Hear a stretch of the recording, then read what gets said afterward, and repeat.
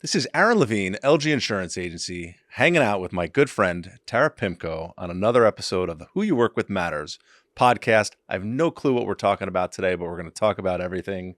Tara and I used to be babies together, and now we're getting old because we were talking about networking a little while ago. Yeah. And how much fun and how important networking is. But when I go to a networking event now, I'm like, I'm not the young kid anymore. Yeah, that's weird, right? Even at work, I feel like sometimes I don't connect with some of my team because they're so much younger than I am. But That's good that they it still also like you keeps and me look up to young. you. I hope so. It keeps you totally young. And It I've been doing does. that too when I'm hiring new team members, and you realize that, they could be 10, 20 years younger than you at this point when you still look like the young person in the room, by the way. I also feel like if you stay in touch, like I'm not going to lose who I am, right? Right. Like I feel like I've earned all of my life experience, all the little wrinkles and Can't things see that 'em. I've taken along the way. But I do feel like as a business owner with, continually hiring, it's important to keep up with some of the things that they're interested in, because if you don't, you just like you're in some fixed mindset and you kind of get lost in. You get stale in Yeah, that fixed I mindset, think so. right? And Yeah, that's when you start to age, when you stop definitely. moving and shaking, and following you on social media and knowing you for so long, I get tired watching you because I never know what's next. Either between you or your husband, Yeah. something is always going on. I know he actually went to a really cool meeting today that I can't talk about, Oh, but come like on. it is like I mean, this won't air for like at least 2 weeks, so maybe you can. well, it's actually a really cool potentially music venue. Okay. And he's meeting with the owner, and it's like very grassroots, but like we just got the tasting room open for the brewery, I saw that. and like that was really exciting. And then we were just kind of like, Shout out to the Asbury Park Brewery and the new location on Cookman Avenue. 614 Cookman. 614 Cookman, best beer in Asbury Park and Monmouth County and beyond. And beyond. And beyond. So good.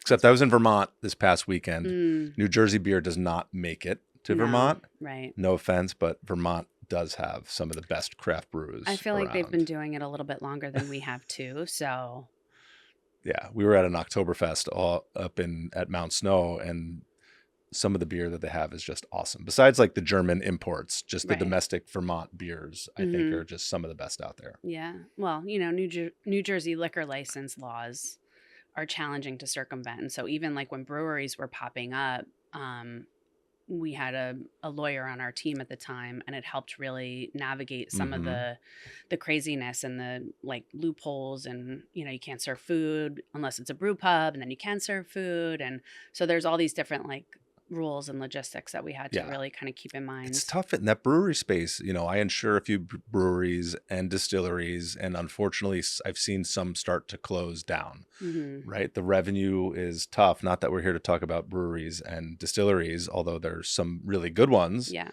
It's so hard to make enough money in distribution Right. as a small entrepreneur to crack into that space. If you're a distillery, your first product is vodka and you're competing against Tito's, like Right.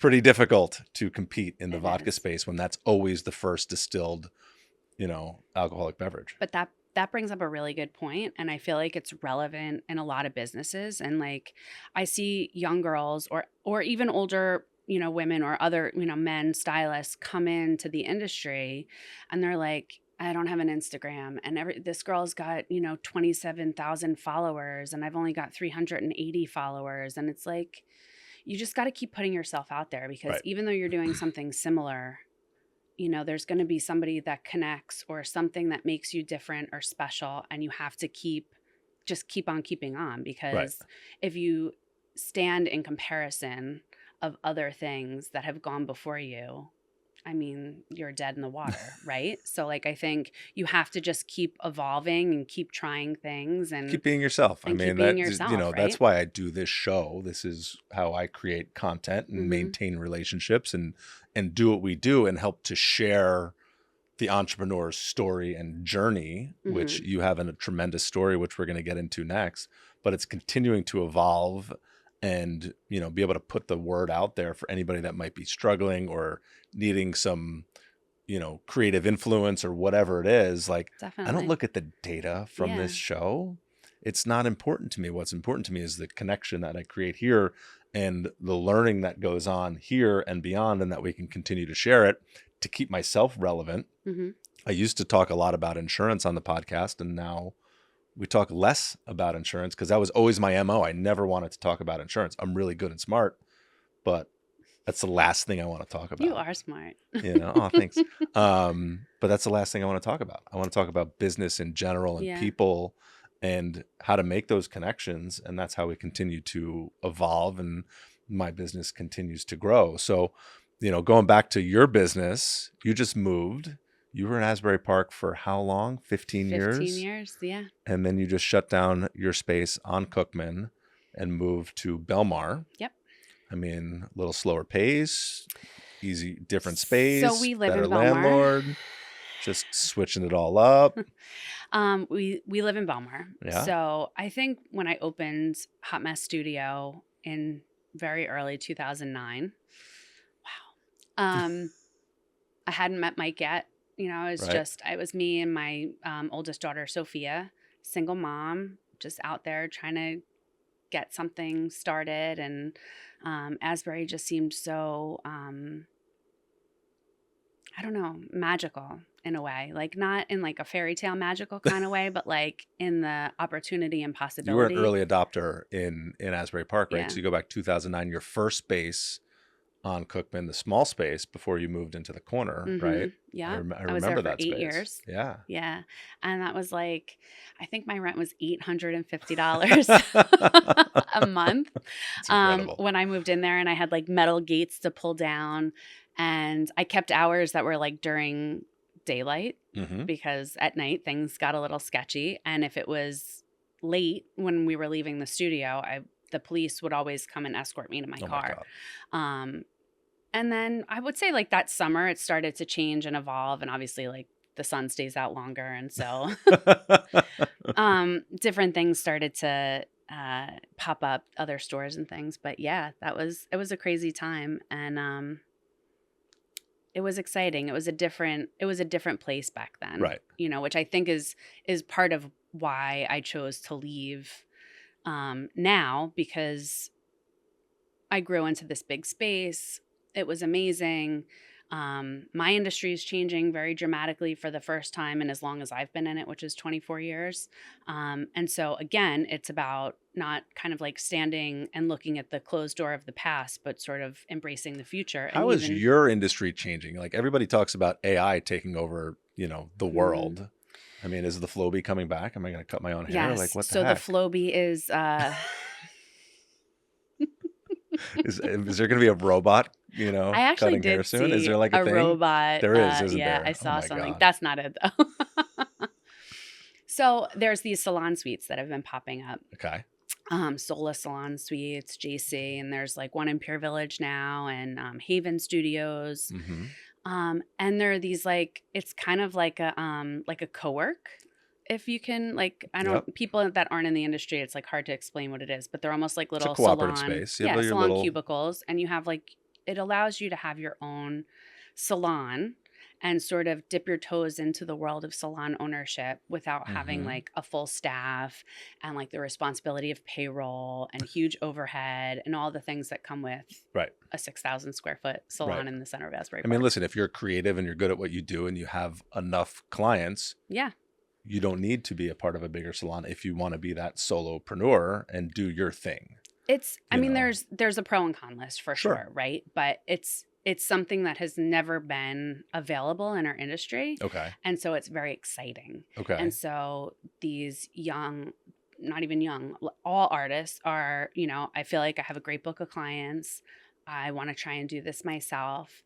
And I'm in a mastermind sort of group with a lot of other salon owners. And I feel like everyone's really upset about it. And But for wasn't there like me, always a thing where you like rent your chair? Like, in New Jersey, it's not allowed. oh, Yeah. okay. So like it's always been just a commission-based salon. Got So it. so next year chair rentals are becoming Okay. a thing in the state of New Jersey. In other Got it. states, they're available, but we've Right. had to follow all these sort of like really stringent Okay. rules set down by the, Department of Cosmetology. And I feel like it's challenging to have a big space and big overhead and try to cultivate a team and then have somebody say, I'm going to go open my own place. Thank you so much. Here's my 2 weeks notice. And like for me, I'm planning like a quarter, 2 quarters out. I'm like, oh, 2 weeks. That's like, oh, that's huge, Right. And so like, I understand like the perspective of the salon owner feeling very stressed and like, holy crap, like that just completely rocked the boat in what I was Mm-hmm. doing. But I also feel like, A lot of that comes back to culture, right? And the team that you can create. And I see the opportunity for some to want to go out. And I look at myself because I mm-hmm, did the same thing mm-hmm, 15 years ago also, right, right? We've all done it. right. Now I'm like, I'd make so much more money if I worked for somebody else. I Well, wouldn't I work mean, so I think hard. everybody's Wouldn't got be to, as much fun. I wouldn't have 15 employees working for me now. again, I think there's pros and cons, Right.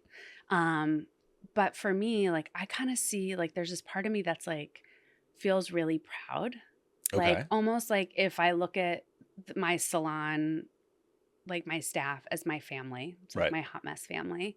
Like, I feel like my kids are going out Right. and like they feel comfortable enough because maybe I've inspired them, and Sure. they feel ready to take on this like role in entrepreneurship because they've seen me do it for so Right. many years. Right. Maybe they think I suck and they just want to get out. I don't know. But Certainly not the I'm going to go case. glasses half full. And I have to say, like, I've lost 4 girls in the past year to salon suites, Okay. which That's a lot. is a lot, but they all still work for me. Right. So Okay. like I have the salon, which is Mhm. like the day-to-day services, and then I have my bridal business, Right. and they all still do bridal for me. That's great. And we have great relationships, and there's Right. no like bad blood or hard feelings. And like, is it a challenge for me? Yes, but like there's always going to be challenges in salon ownership. And so it's adapting with the changes in the industry and taking that feeling of maybe anger or frustration and channeling it into something bigger and better, Mhm. which is what I'm doing with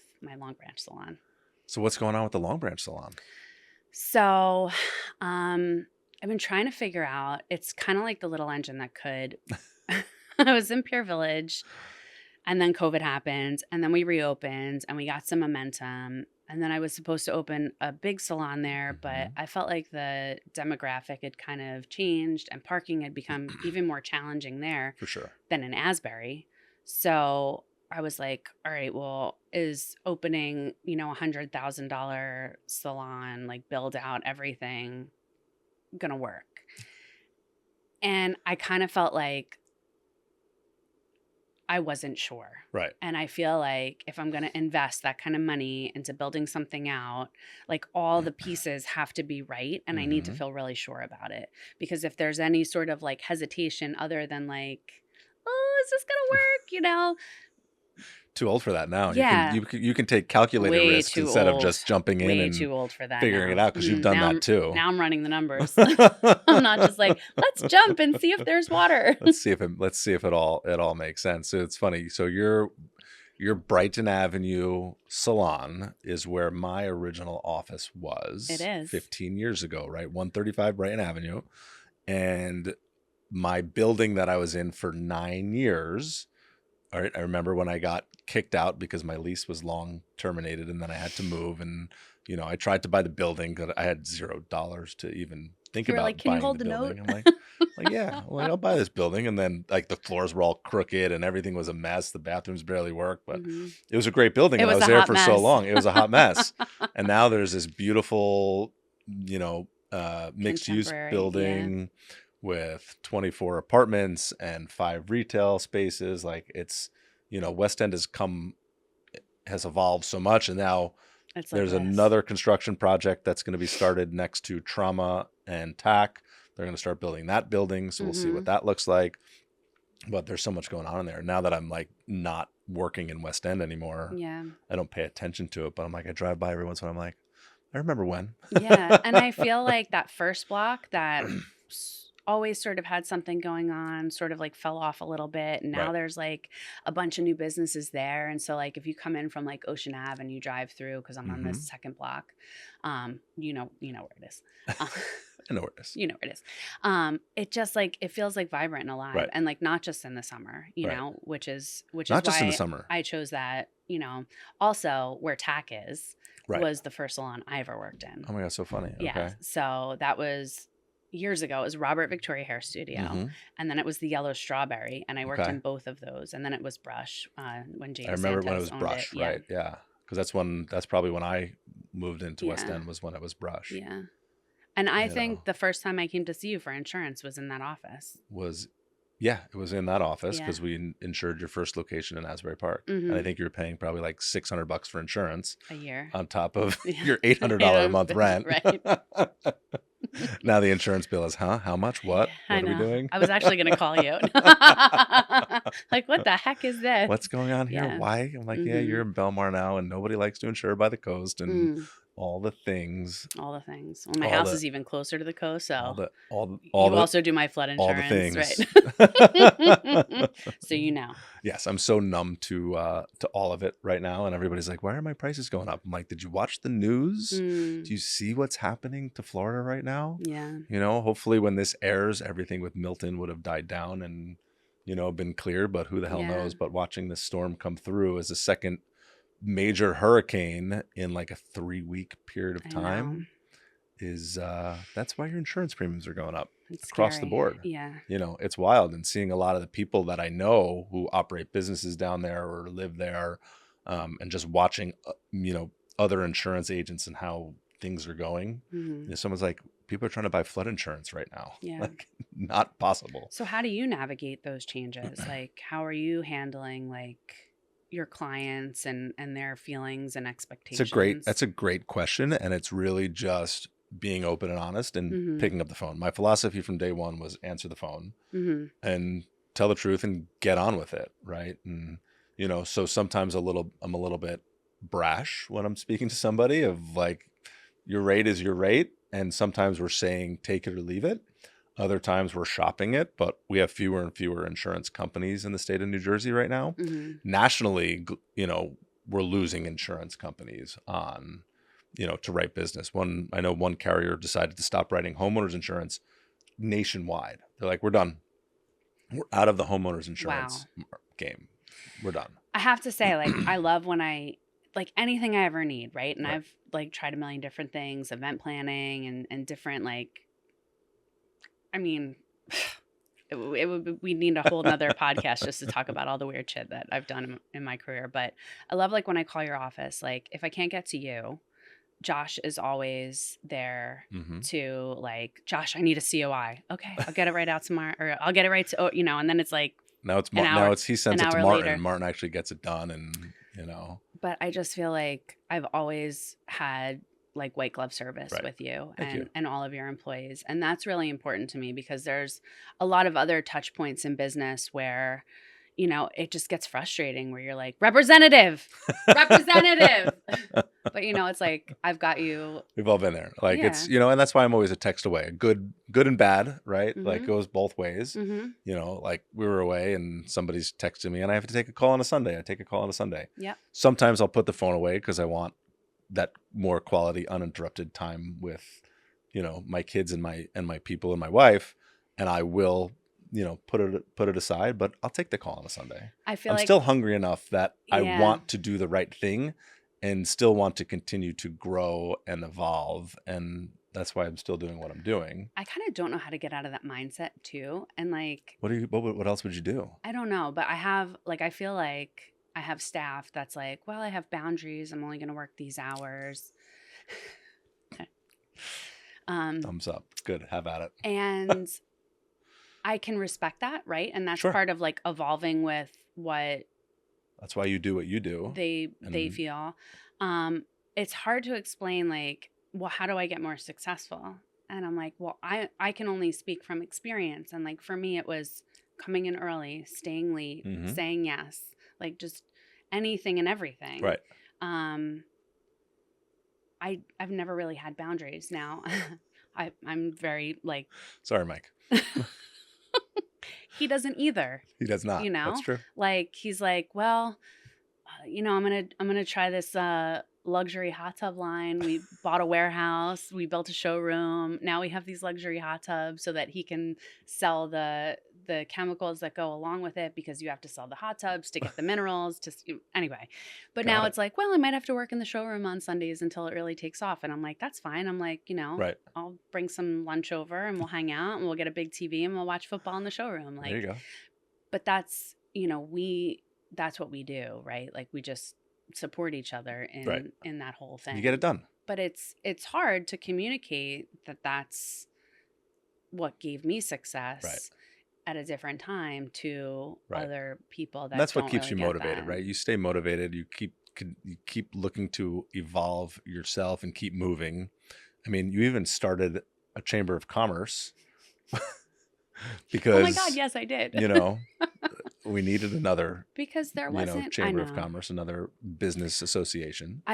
So there was a young woman that was really, when I opened a few months ago, that was really excited and passionate about doing it, and a retail clothing store. And she was like, there's no foot traffic here. And like, there were a lot of meetings that were Right. happening and not a Okay. lot of things happening. And I've sat on the board of the Asbury Park Chamber and like worked on a very grassroots Asbury Park, like when nothing was happening. And Right. just, we came up with crazy ideas to have different things going on in Asbury Park to bring people in, Sure. Sure. and little by little it grew and grew and grew. And so I was like, all right, well, I know how to do this. And I have contacts if I don't know what I'm doing. So Right. like I've had, and I call him, laughs about it, I call him my chamber daddy, but Matt, who's the executive director Okay. of the Asbury Park Chamber, like was our speaker at our kickoff breakfast. And he's been like such a great mentor to me, Right. through the whole process. But I really just wanted to support this young woman and help her get all the pieces in place. And then she was like, I don't know if I really want to do this. And I was like, and Mike was like, T, you already started something. You He's already like, you better started just it. see it through and like get it going. And so now I'm like, I'm not only a member, I'm the president. So instead of trying to push the Jersey Shore Chamber to do more locally, it was better to try to start something organically. I think collectively it felt very much with the Belmar business owners that they weren't getting support from other places. Okay. And not that Didn't there used to be like a Belmar Business Association there did. And or like the tourism board or something, right? so yes, the BBP. And so the BBP was a 501c4, which Okay. works on taxing commercial property owners. And that's how they generate the revenue for anything that they want to do to better the town, the business community. But what was happening is that the commercial property owners were passing that fee or that tax onto the business owners. And then they were like, we're paying a mercantile license fee, we're paying a tourism Mhm. fee, like now we're paying the BBP fee. And so it was kind of like, and then they were like, well, what are we using this for? Right. And so then it just kind of fizzled out during COVID. And so then there wasn't really anything happening. And then there were all these meetings. And then I came to town and I was like, okay, And I moved so in. everybody wants to do a thing. Everybody feels slighted by, Right. like we want to stay in our little like close knit community. What can we do here? And I was just kind of like, well, we'll just start a nonprofit. Like it's easy. You guys have never done this before. And Mike's at home like, oh God, It's like you were supposed to be doing big less. city girl comes You were to small supposed to be town doing Belmar. less. And I was like, I was supposed to be doing less. Like what happened here? But It's all right. You don't know how to do less. I don't. And I actually love it. Like Right. it feels like those early days in Asbury Park, like those days that like you don't want to sleep because you're so excited about going to work and like helping people and like putting events together and Mhm. getting people excited. And like we had a meeting last night because we're doing a fall festival. Right. And it's our first fall festival. And it's modest, but like we're really excited about it. And Mhm. there was a great turnout last night and lots of people brought lots of great ideas. And We used to participate, and I think it was the Belmar Tourism Board used to do a fall festival, Mhm. right? In Piano Plaza, there'd be Mhm. food vendors and craft vendors lining up Main Street. I remember that from years back because I'd be out there flipping hot dogs on Main Street. Do you still flip hot dogs? I don't. What are you doing on the 27th? I don't flip hot dogs. Check the calendar, see what's up. The answer is yes. What's the question? I'll come sell bagels. Right. Cool. I'll take it. I'll help Belmar Bagel out. Those bagels are good, by the way. Which one? The Belmar Bagels. Right in Piano Plaza? Oh, yeah. The hot bagels? Hot bagels. Yes. Belmar hot, what is it called? Belmar's Finest. Belmar's Finest. Yes, hot bagels. They are Belmar's Finest. Good. We have a lot of great bagel shops in town. But I do like those because as an Ocean Township girl, there I feel like nothing compares to Hot Bagel Bakery. Right? Hot Bagel Bakery is good. I actually took my daughter to What About a Bagel in Cobblestone Village. It was her first visit there. Oh, that's cute. We had a little daddy-daughter day. I'm like, let's go get a bagel. And she wanted to go to Joe's. And I'm like, we're going to go somewhere else. We're going to go old school.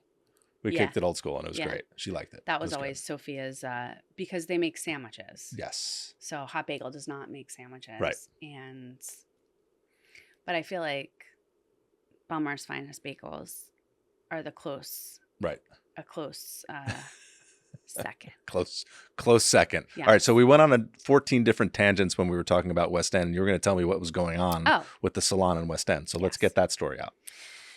So, with all the changes in the industry, I've lost a couple of girls that were working over there, and with everything changing in Asbury and having to make the decision to close there and then build out a new space and open in Belmar, I haven't been able to fully give West End my attention that it probably needs.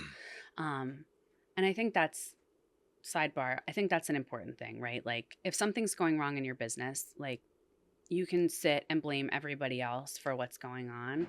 But I feel like if you don't take a step back and look at yourself and like what you're contributing to this, you're never going to learn and you're never going to move forward. Right. And so like I wasn't present.